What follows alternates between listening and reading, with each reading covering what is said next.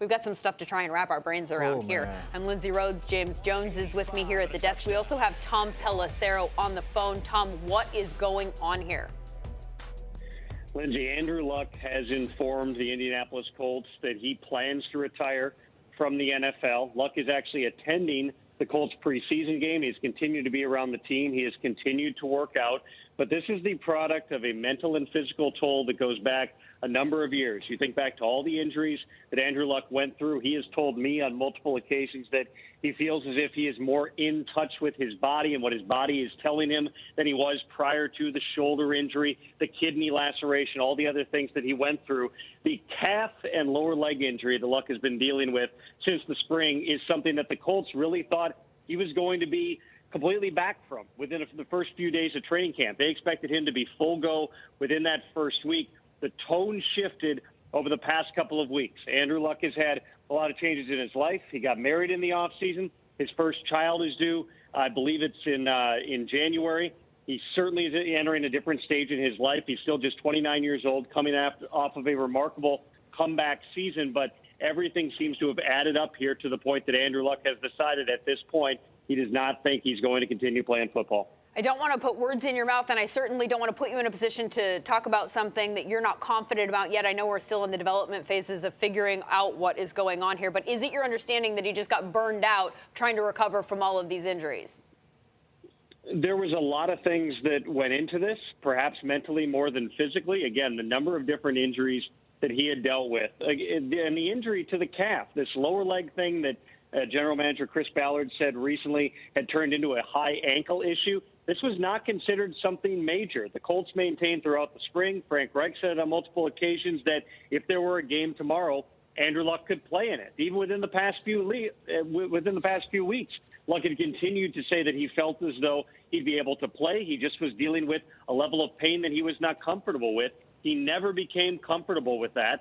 And so at this point, Andrew Luck intends to retire from the NFL. The next question becomes, where do the Indianapolis Colts go from here? They have been confident that they have one of the best backup quarterback situations in the NFL with Jacoby Brissett. They acquired him in a cut-down day deal a couple of years ago for wide receiver Philip Dorsett from the New England Patriots. When Brissett got the opportunity to play in 2017, he played pretty well. They've also stocked a lot of different weapons around the quarterback there. Marlon Mack being back, fully healthy. Of course, you've got T.Y. Hilton. They brought in Devin Funchess. They drafted Paris Campbell. They got Deion Kane, another rising player. They've got Eric Ebron at tight end. The offensive line's been pretty good. They have the pieces there to be a good football team again. They're not going to sit there and say, well, Andrew Luck is walking away, the season is over. No, they very much believe that they still can be competitive, but certainly without their starting quarterback, things are going to be different. Thank you very much, Tom Pelissero, in the information gathering phase here, and I think we might be in that phase for a little bit. This is shocking news, unprecedented news for a starting quarterback in the National Football League at the age of 29 to retire with just 2 weeks to go until the regular season. The Colts were counting on him. Jerry Rice, among those of us who responded in that fashion with a wow. Derek Carr, always enjoyed playing against him since high school. Wish him the best. The social reaction to this just off the charts. Taking this time, sending my prayers to Andrew Luck from Leonard Fournette. Y'all don't know how much we put in for this sport. Yes, it's draining, but we love it so much at the same time. Any more here? Stephon Gilmore. That's Stephon Gilmore's handle with a wow.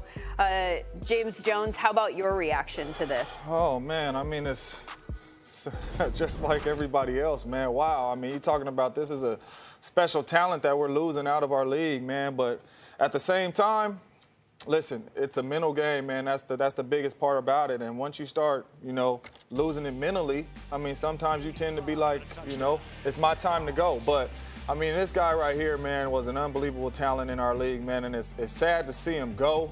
And I just want to hear what he has to say because it's catching everybody by surprise. I want to know why he's really doing this.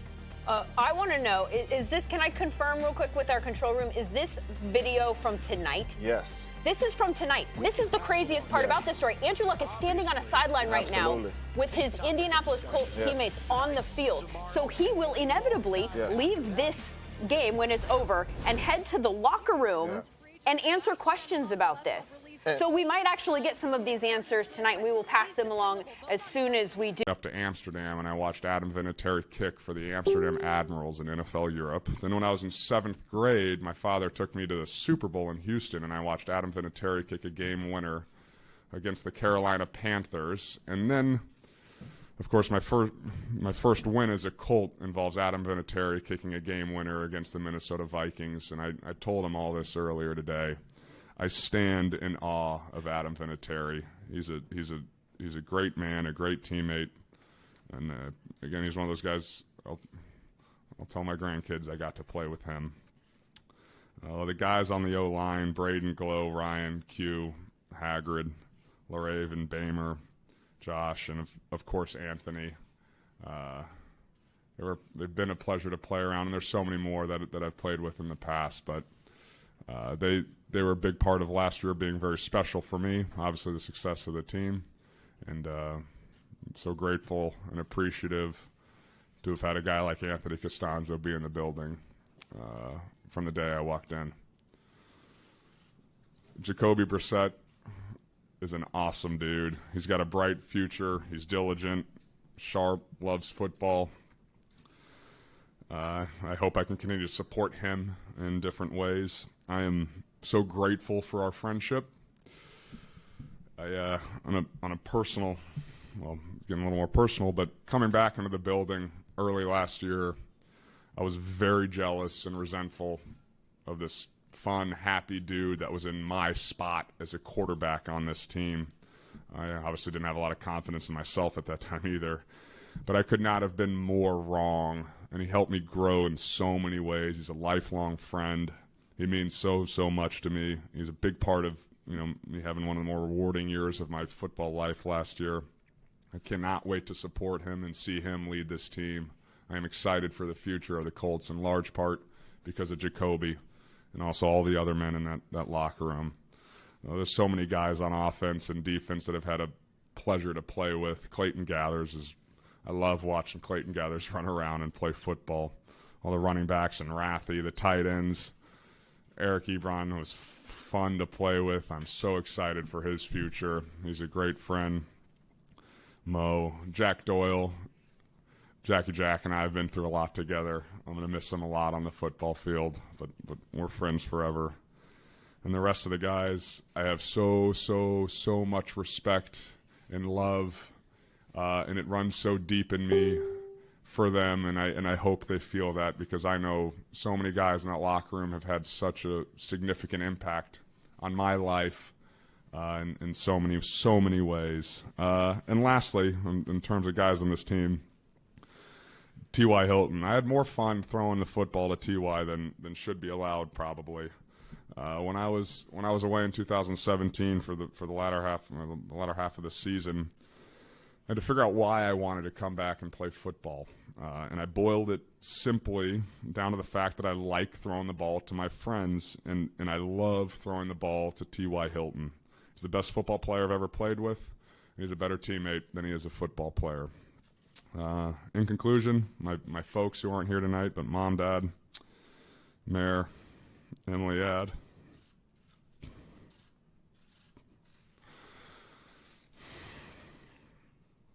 Uncle Will,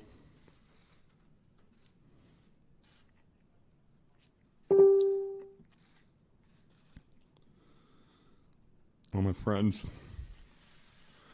thank you.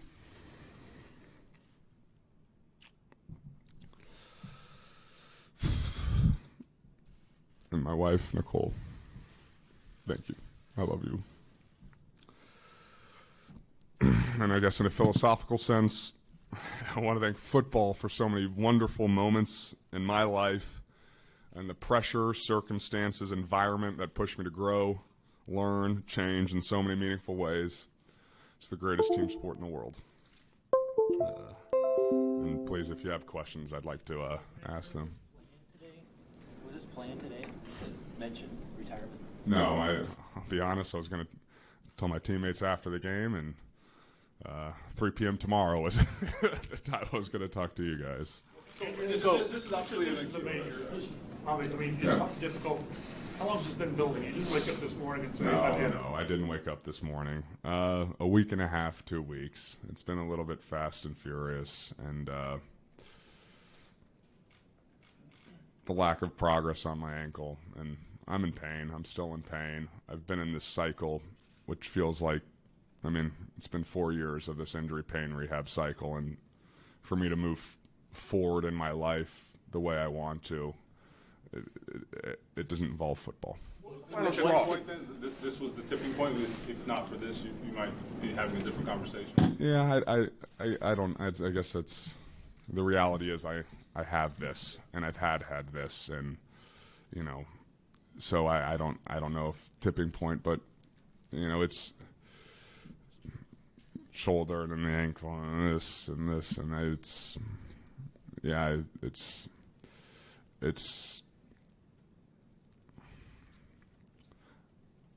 I've not been. I don't feel like I've lived the life. You know, I can't live the life that I want to live moving forward with this year. Is the first time retirement entered your mind in a serious way? Yeah, a couple weeks ago, a week and a half ago. Not even last year. No. How much of an emotional toll has all of this taken on you? Yeah, I feel quite exhausted and quite tired. I do know once I hit the sort of point where I felt like I knew what I needed to do for myself and talked to Nicole and some, you know, my folks and some close friends and family and then had some very difficult conversations with Mr. Irsay, Frank and Chris, but it did feel like in a sense a weight was lifted then, but it's it's been tiring. I feel tired, and not just in the physical sense. What was the final straw, Andrew? Was it after a workout? What was it you said, you know what, I'm going to go home, sleep on this? I don't know if there was a final straw per se. The lack of progress, I think, just built up, and run into one, okay, you know, turn the corner, okay, well, let's, you know, run into another stumble block, turn the corner, and, you know, I can't remember if there was one thing that tipping point or final straw, but yeah, I feel so much clarity, and again, so grateful for the experiences and the positive times that I have had here. How do you know, say a year from now when the ankle's finally healed, you won't want to come back? Yeah, I can't see the future, Zach. I'm not going to sit here and say it, but I very clearly in my mind see that I won't. It's not. Yeah. You say, do you know what's going on with the ankle yet? It's a myriad of issues, and I calf strain, posterior impingement, high ankle sprain. It's part of my journey going forward. We'll be getting out of pain and figuring out what's going on and how to feel better. Obviously, so there. I don't have any definitiveness in my mind on it, and we'll continue working on that. It's going to be quite a timeline to deal with that if you continue playing.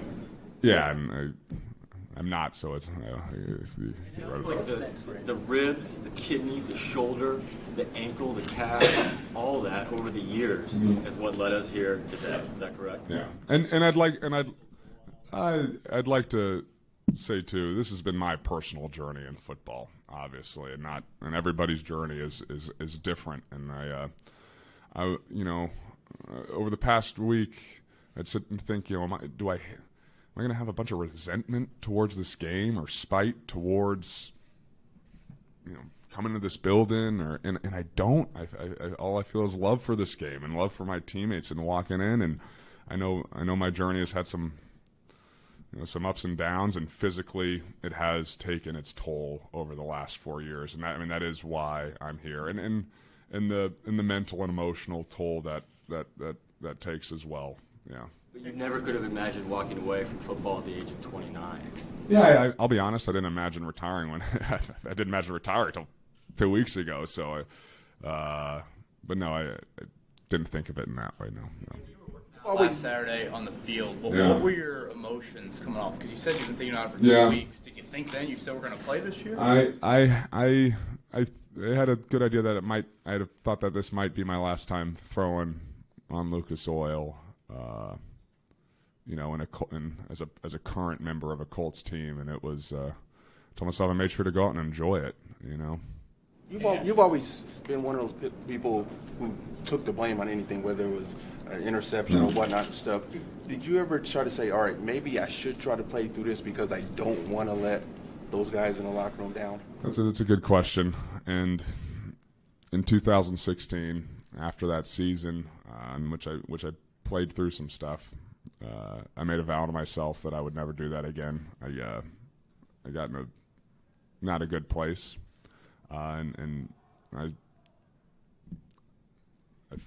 felt that the past week and a half, 2 weeks, and that's also a big part of why I'm here right now talking about this. You said that quite a few times, just in different references, and I mean, this game does require you to put yourself second, and oftentimes, right? And I mean, just talking with team first and that sort of thing, which is what you have to do. I mean, just how when you've done all that you've done, and how were you able to reconcile all that? I mean, that's a tough calculation, I guess, to make sometimes. Did you ever reconcile that right now or in the past? Years. I mean, over the years, Yeah, no,